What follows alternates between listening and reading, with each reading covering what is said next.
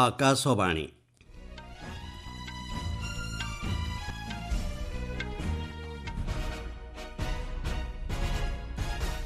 ସମ୍ବାଦ ପଢ଼ୁଛନ୍ତି ମହେନ୍ଦ୍ର କୁମାର ମାଝୀ।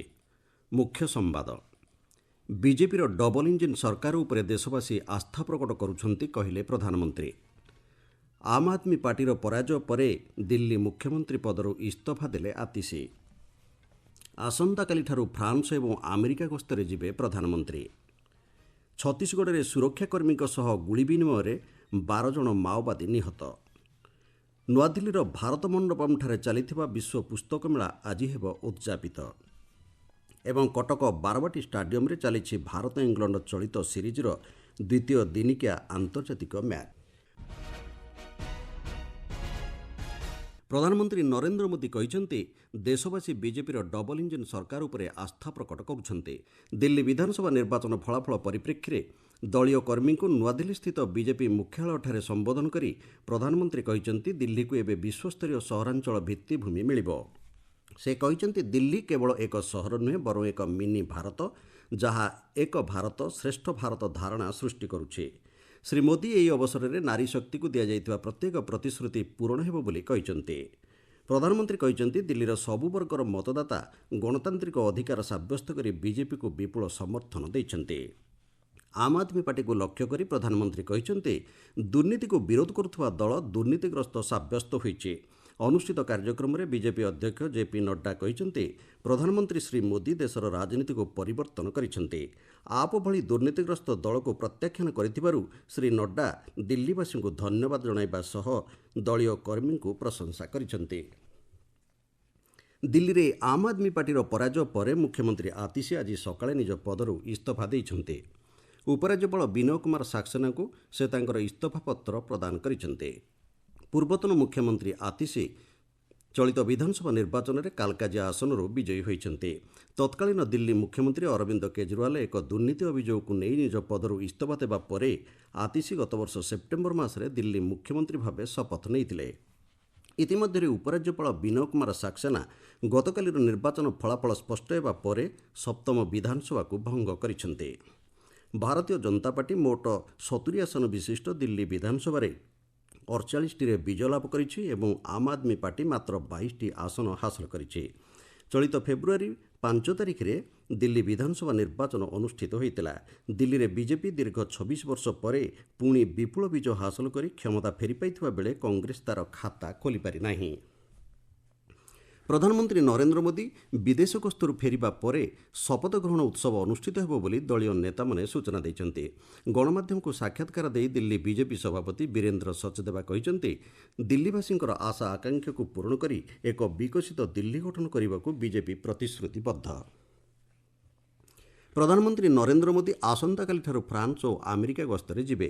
ପ୍ୟାରିସରେ ଶ୍ରୀ ମୋଦି ଫ୍ରାନ୍ସ ରାଷ୍ଟ୍ରପତି ଇମାନୁଏଲ ମ୍ୟାକ୍ରନ୍ଙ୍କ ସହ କୃତ୍ରିମ ବୁଦ୍ଧିମତ୍ତା ଶିଖର ସମ୍ମିଳନୀରେ ସହ ଅଧ୍ୟକ୍ଷତା କରିବେ। ଏହି ଗସ୍ତ ଉଭୟ ଦେଶ ମଧ୍ୟରେ ଅର୍ଥନୈତିକ ଓ ବାଣିଜ୍ୟିକ ସମ୍ପର୍କକୁ ପ୍ରୋତ୍ସାହନ ଦେବ। ଉଭୟ ଦେଶ ମଧ୍ୟରେ ଦ୍ୱିପାକ୍ଷିକ ବାଣିଜ୍ୟ $13 ବିଲିୟନ ଅତିକ୍ରମ କରିଥିବା ବେଳେ ପ୍ରତିରକ୍ଷା ଭିତ୍ତିଭୂମି ଏବଂ ଡିଜିଟାଲ ପ୍ରଯୁକ୍ତି ବିଦ୍ୟା ଭଳି ପ୍ରମୁଖ କ୍ଷେତ୍ରରେ ପୁଞ୍ଜିନିବେଶ ବୃଦ୍ଧି ପାଉଥିବା ରଣନୈତିକ ଦୃଷ୍ଟିରୁ ଏହି ଗସ୍ତକୁ ଗୁରୁତ୍ୱପୂର୍ଣ୍ଣ ମନେ କରାଯାଉଛି। ଭାରତ ଏବଂ ଫ୍ରାନ୍ସ ମଧ୍ୟରେ ଉତ୍ତମ ଅର୍ଥନୈତିକ ସମ୍ପର୍କ ରହିଛି ଏବଂ 700ରୁ ଅଧିକ ଫ୍ରାନ୍ସର କମ୍ପାନୀ ଭାରତରେ କାର୍ଯ୍ୟ କରୁଛନ୍ତି। Chambers of commerce and industries France ଇଣ୍ଡିଆର ଅଧ୍ୟକ୍ଷ କୁମାର ଆନନ୍ଦ କହିଛନ୍ତି ଦୁଇ ଦେଶ ମଧ୍ୟରେ ଅର୍ଥନୈତିକ ସମ୍ପର୍କ ବୃଦ୍ଧି ପାଇବାରେ ଲାଗିଛି। ଫ୍ରାନ୍ସ ଗସ୍ତ ଶେଷ ହେବା ପରେ ପ୍ରଧାନମନ୍ତ୍ରୀ ମୋଦି ୱାଶିଂଟନ୍ ଯିବେ। ଏହି ଗସ୍ତ କାଳରେ ସେ ଆମେରିକା ରାଷ୍ଟ୍ରପତି ଡୋନାଲ୍ଡ ଟ୍ରମ୍ପଙ୍କ ସହ ବାଣିଜ୍ୟ, ପ୍ରତିରକ୍ଷା ସହଯୋଗ ଏବଂ ଅପ୍ରବାସନ ନୀତି ନେଇ ଦ୍ୱିପାକ୍ଷିକ ଆଲୋଚନା କରିବେ ବୋଲି ଆଶା କରାଯାଉଛି। ଛତିଶଗଡ଼ ବିଜାପୁର ଜିଲ୍ଲା ଅନ୍ତର୍ଗତ ଜାତୀୟ ପାର୍କ ଜଙ୍ଗଲାଞ୍ଚଳରେ ସୁରକ୍ଷାକର୍ମୀଙ୍କ ସହ ଗୁଳି ବିନିମୟରେ 12 ଜଣ ମାଓବାଦୀ ନିହତ ହୋଇଛନ୍ତି। 2 ଜଣ ସୁରକ୍ଷାକର୍ମୀ ମଧ୍ୟ ଶହୀଦ ହୋଇଥିବା ଜଣାପଡ଼ିଛି। ଅନ୍ୟ 2 ଜଣ ସୁରକ୍ଷାକର୍ମୀ ଆହତ ହୋଇଛନ୍ତି।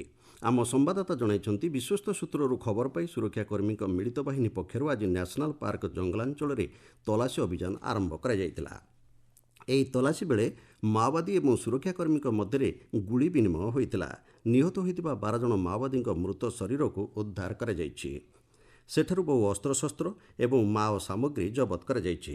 ସମ୍ବାଦ ପ୍ରସ୍ତୁତ ହେଲା ବେଳକୁ ତଲାସୀ ଅଭିଯାନ ଜାରି ରହିଥିବା ଆମ ସମ୍ବାଦଦାତା ସୂଚନା ଦେଇଛନ୍ତି।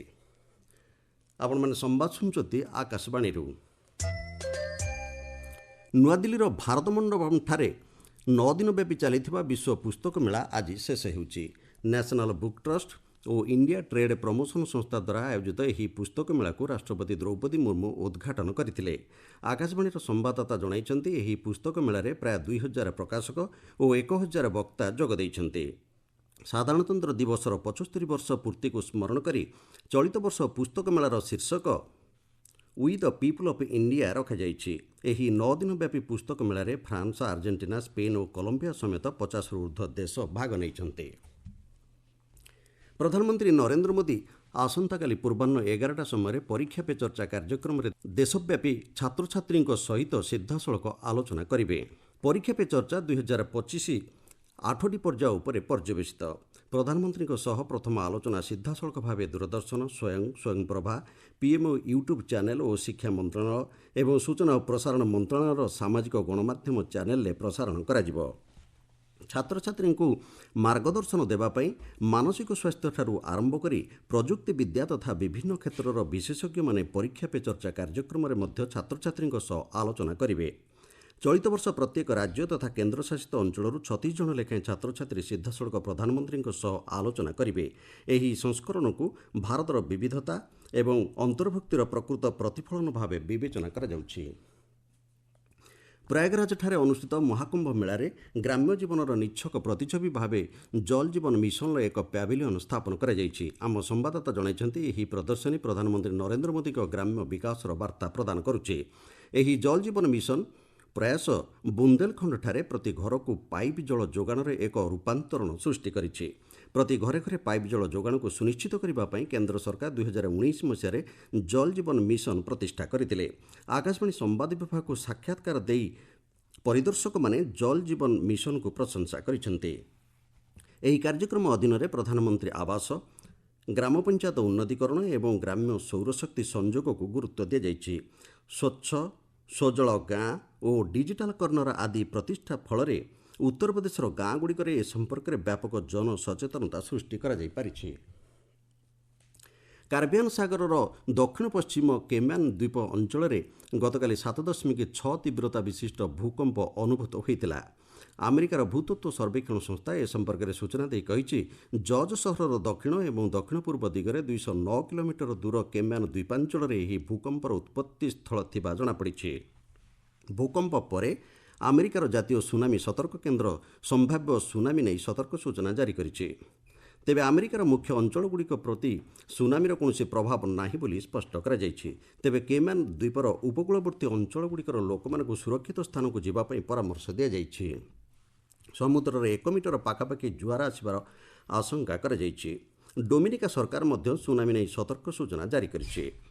ଉପକୂଳ ଅଞ୍ଚଳରୁ ଲୋକଙ୍କୁ ସୁରକ୍ଷିତ ସ୍ଥାନକୁ ଚାଲିଯିବା ପାଇଁ କୁହାଯାଇଛି।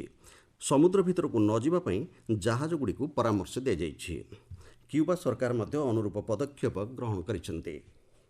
କଟକ ବାରବାଟୀ ଷ୍ଟାଡିୟମଠାରେ ଭାରତ ଓ ଇଂଲଣ୍ଡ ମଧ୍ୟରେ ଚଳିତ ସିରିଜର ଦ୍ୱିତୀୟ ଦିନିକିଆ ଆନ୍ତର୍ଜାତିକ କ୍ରିକେଟ୍ ମ୍ୟାଚ୍ ଜାରି ରହିଛି।